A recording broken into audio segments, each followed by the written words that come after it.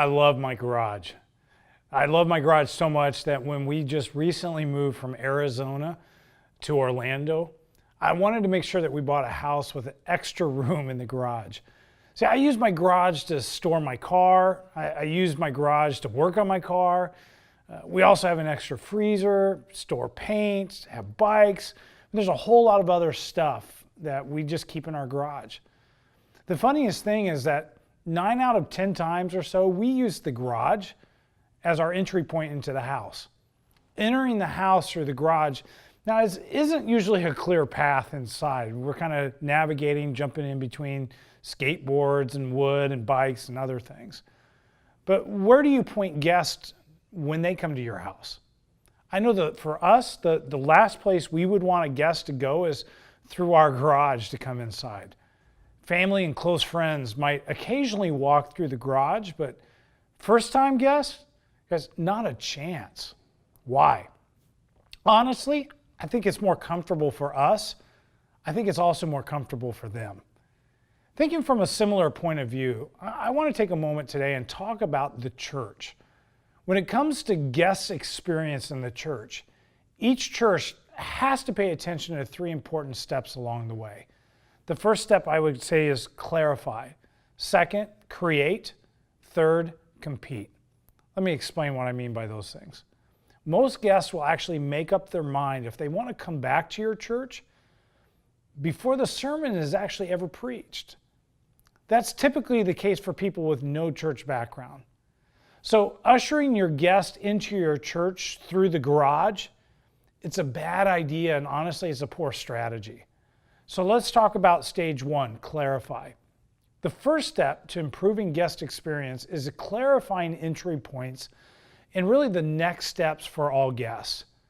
Here are a few questions I think will help bring clarity to that process. First question is this: where do we want guests to park? Consider giving all guests special parking privileges. Set up signs that are readable from the front of a car that point new people where to go. It's in that process and the use of signage to use language that makes sense and is actually comfortable for guests. Think of using language like "new here, park here."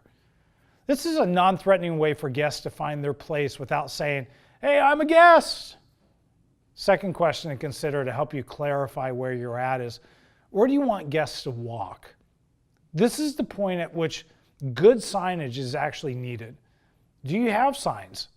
If so, do they make sense to the average person? Do non-church people know what sanctuary means? Your goal is to make it as simple as possible for new people to know where to go and to help them find their place quickly. Here's some other helpful things to consider for guests. Do they know what to do with their children? Does the children's space feel safe? Are the bathrooms easy to find?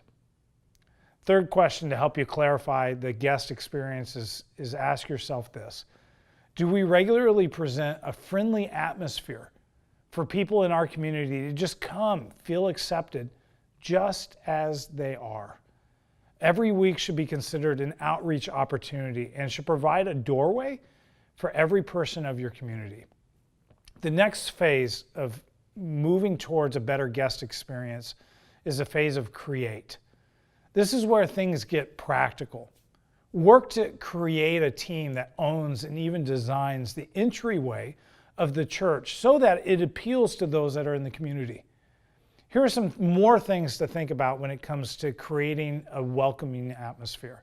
Number 1, is the physical environment appealing? Is it relevant? See, my garage is full of dirt, oil stains, weird smells that are seeping out of the garbage can. It'd be embarrassing to take a first-time guest to my home through the garage. Same thing is true for people from your community. They need an entry point into your church that's welcoming and appealing.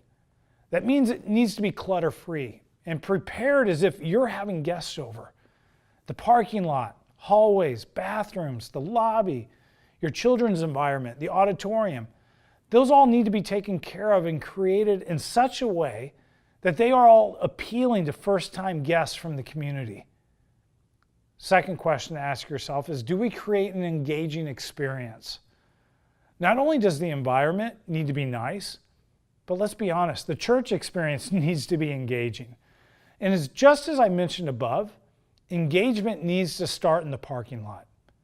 Look for ways to make the experience fun. How can we add a wow moment for first-timers? Always leverage your most engaging people.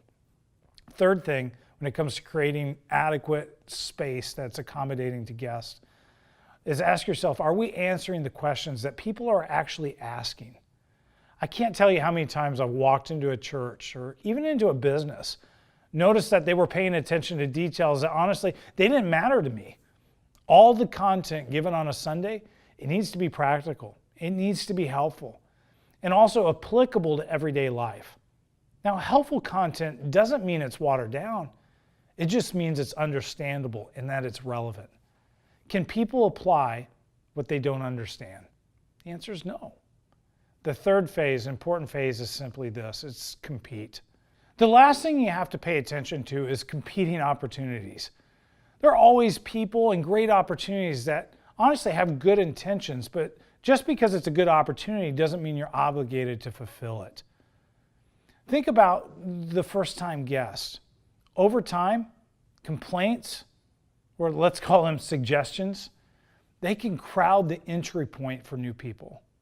The doorway to connecting with God, it's narrow.